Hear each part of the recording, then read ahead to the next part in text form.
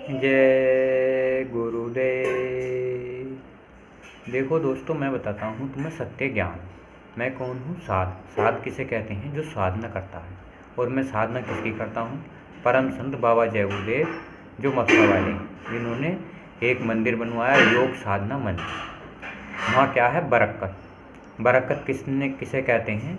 अपने घर परिवार में, समाज में और अपने कारोबार में बरकत हो।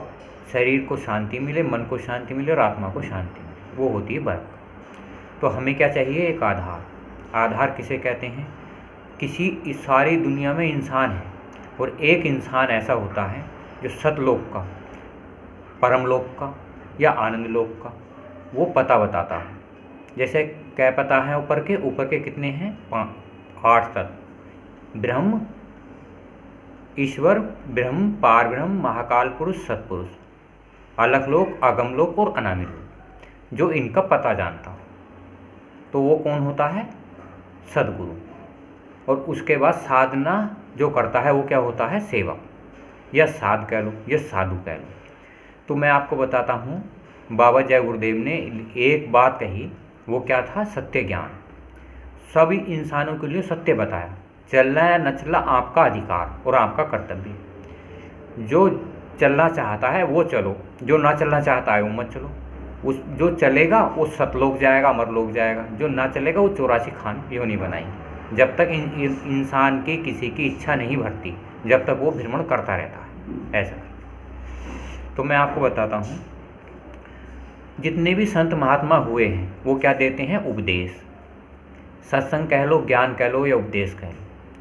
तो देते हैं जीवात्मा को शरीर। जीवात्मा होती है हमारे अंदर और शरीर हमारा ये है। तो इसमें होते हैं 2 चीज़। कौन सा होता है? एक होता है मन। मन यहाँ काम करता है, जो क्या करता है? आपका जो अच्छा और बुरा सोचता है। एक होती है माया। माया क्या होती है? नेचुरल कह दो, प्रकृति कह दो। प्रकृति में क्या होता है? 4 तत्व होते हैं।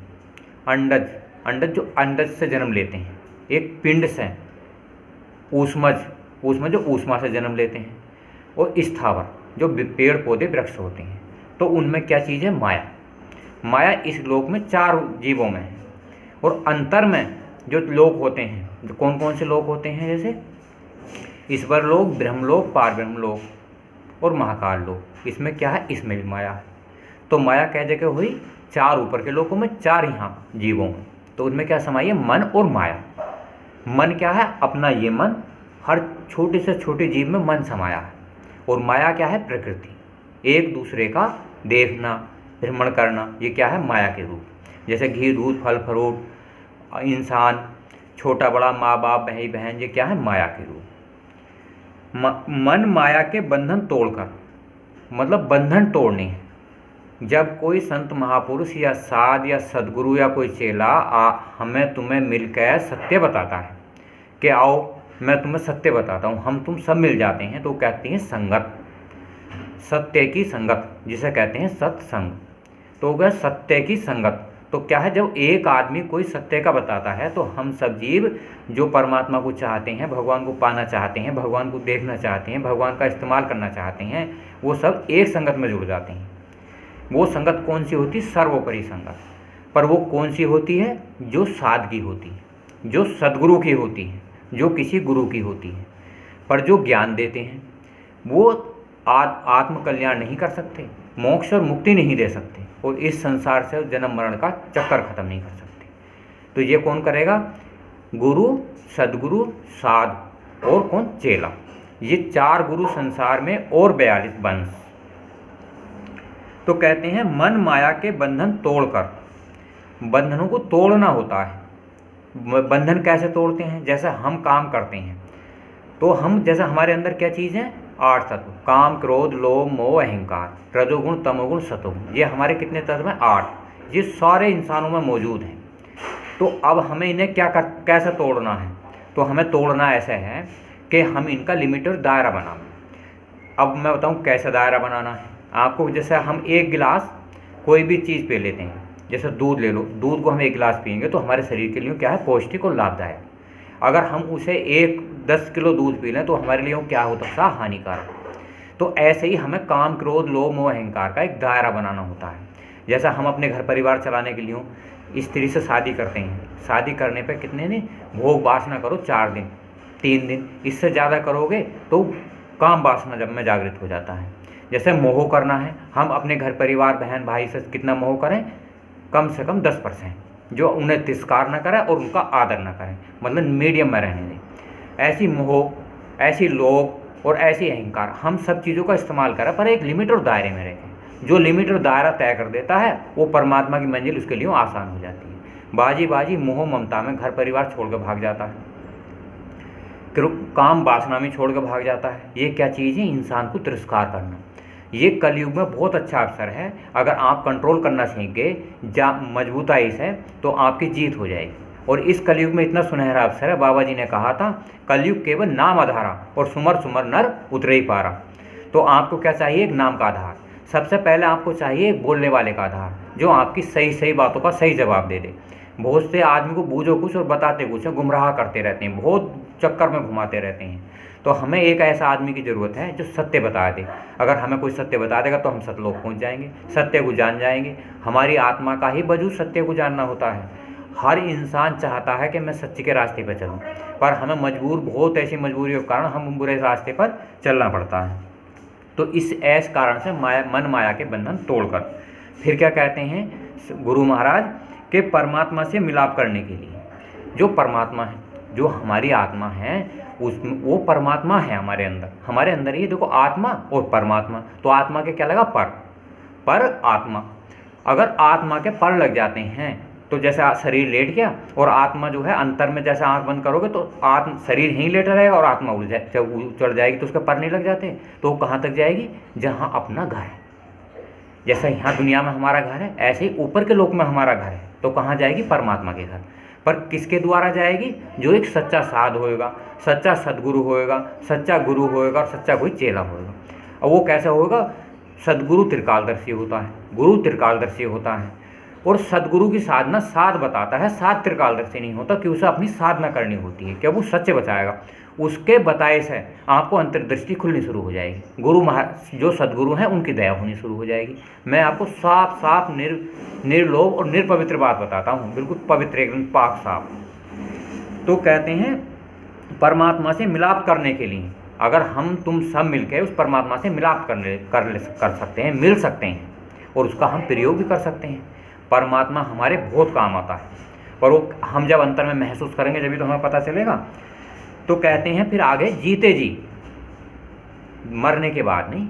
अगर ये सारे संसार में बहुत सारे इंसान आपको किसी भेष रूप में धारण करके कोई भी ये कहता है कि आपको अंत समय में मुक्ति मिलेगी, तो क्या है? वो खरा धोखा, मतलब ऐसा धोखा जो आपको सीधा नरकों में ले जा सकता है। ज्ञान में ले जाएगा, मनुष्य शरीर मिल जाएगा, मनुष्य शरीर मिलने पर भी तो नरक है। बाबा जी ने कहा था जन्मत मरत दुखी दुख हुई। अगर आप ज्ञान में गए और आपको मोक्ष नहीं मिला, भगवान नहीं देखा, भगवान का घर नहीं देखा, परमात्मा नहीं देखा, वो अंडखंड ब्रह्मांड नहीं देखे, तो आपको अंत समय में कैसे समय मिलेगा? उसके ताई तो हमें युक्ति करनी पड़ती है, और युक्ति होती है किसी साध संगत से। तो आपको क्या है? बाबा जी की संगत, सर्वोपरि संगत। बाबा जी ने कहा था संगत की सेवा करने वाले पार हो जाते हैं। तो हमें क्या है? सबकी संगत की सेवा करनी है, और जो इंसान है उन्हें हमें जोड़ना है कि तुम भी जय गुरुदेव का नाम लो। जीते जी मरने की युक्ति, हमें जीते जी मरने की युक्ति सीखनी चाहिए। देखो हमारी एक न एक दिन मृत्यु होगी, तो हम जीते जी चाहते हैं कि हम परमात्मा को देखें, परमात्मा का इस्तेमाल करें। आप घर परिवार का इस्तेमाल करते हैं, माँ बहन भाई का इस्तेमाल करते हैं, तो आप क्या चाहते हो? जैसे आप इस्तेमाल करते हो वैसे आप परमात्मा का, भगवान का भी इस्तेमाल करिए। तो कहते हैं मरने की जीते जी युक्ति सीखनी चाहिए। ऐसे सदगुरु से ज्ञान लेकर, दीक्षा लेकर और युक्ति लेकर वो जीते जी युक्ति सीखनी चाहिए, जैसे आत्मा अंत समय में निकल जाती है। तो हमें क्या है? अपनी 15 साल में, 10 साल में, 20 साल में वो युक्ति करके मेहनत, जिसकी उम्र 20 साल होगी वो भी कर सकता है, जिसकी उम्र 15 साल होगी वो भी कर सकता है। तो क्या कर सकता है? केवल नाम ही तो लेना है। कोई पहाड़ के पत्थर नहीं तोड़ने जो कहते हैं हम सब होने का ही नहीं। एक बार बताओ, आप सवेरे शाम तक बोलते हो और आधा घंटा परमात्मा के नाम के लिए बोल लो, जैसा हम बोलते हैं वैसे ही तो बोलना होता है। कोई वहाँ हाथी घोड़े बैल नहीं लगते। क्या बोलना? साफ। क्या बोलना? जैसे जय गुरुदेव नाम, जय गुरुदेव, जय गुरुदेव, जय गुरुदेव। अगर आपको शरीर शुद्ध करना है तो बाहर से आवाज़ करिए, और आपको मन शुद्ध करना है तो अंतर में आँख बंद करके आवाज़ लीजिए। अगर आत्मा को परमात्मा को तो पहुँचाना है तो यहाँ ध्यान लगा कर उसे ध्यान करिए अंतर में। बस तीनों काम आपके आसान है। बाबा जी ने कलयुग में बहुत बढ़िया से योग बताया है। सारे सहज और समान आपके लिए तैयार हैं, तो आप क्या करोगे? कर्म। जीते जी मरने की युक्ति। जीव आगमन के चक्कर से आज़ाद होकर सहज ही भवसागर को पार हो सकता है। जीव जो है जीते जी भवसागर से पार हो सकता है। देखो यहाँ इंसान एक क्या है? स्थूल शरीर, इसमें भवसागर है। आत्मा को पता नहीं है कि तू आई कहाँ से और जाएगी कहाँ। तो गुरु की भक्ति करके हम जान सकते हैं वो आई कहाँ से। हम धोखा किस बात का? जब आप इस मनुष्य शरीर में 15 दिन में, 10 दिन में, महीने में, 2 महीने में, ज़्यादा से ज़्यादा साल भर में, सवा साल में, इससे ज़्यादा कुछ नहीं, और इतने दिनों में आप देख सकते हो परमात्मा क्या चीज़ है, भगवान क्या चीज़ है, बहुत आसान तरीके से। और भवसागर से पार हो सकता है, मतलब अपना अपना घर, आत्मा का घर देख सकता है। कोई भी इंसान इस दुनिया में आकर किसी गुरु चेले पे, किसी दूसरे सत्संगों में ठीक रहना पड़े कि उसने हमें ज्ञान नहीं दिया। सब ज्ञान सर्वोपरि है।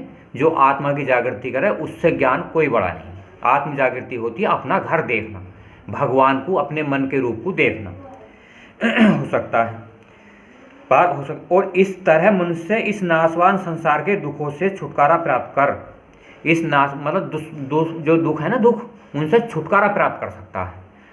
आपने देखा नहीं कोरोना वायरस की बीमारी है, आपने देखा नहीं कैंसर हो गई, बहुतों को टीबी हो गई, बहुत भयानक बीमारी, high low blood pressure, sugar, हाथ पैरों में दर्द, कितनी बेचैनी। अगर आप साधना करोगे और शाकाहार भोजन का इस्तेमाल करोगे और साध की संगत करोगे तो कोई बीमारी इस दुनिया में ऐसी नहीं जो ठीक ना हो जाए। तो क्या कर सकते हैं? अमर जीवन। अमर जीवन जानते हो आप क्या होता है? अमर जीवन वो होता है आप अपने घर में रहिए, परिवार में रहिए, समाज में रहिए, देश सेवा करिए, और अपने घर में रहते हुए आप उस परमात्मा के घर 10-5 मिनट को रोज आते जाते रहो, उसे देखते रहो।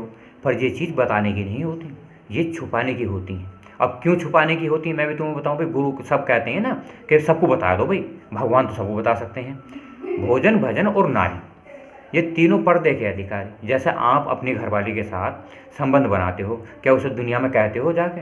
आप जो कुछ भोजन ऐसे होते हैं जो गुप्त होते हैं, जैसे घास फूस खाना।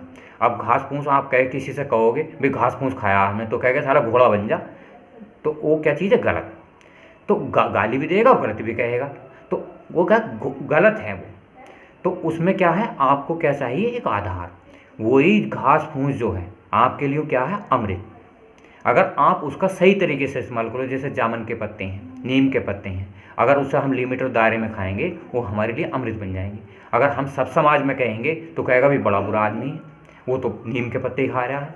तो ये चीज़ क्या होती है? छुपाने की। अगर आपने ये किसी और को बता दिया और उसे है शरीर में और नुकसान, और वो नीम के पत्ते है वो हानिकारक हो सकती है। ये देसी दवाई हम संत पुरुषों की निगरानी में खाएं, उन्हें पता है किस बीमारी में कौन से पत्ते काम आते हैं।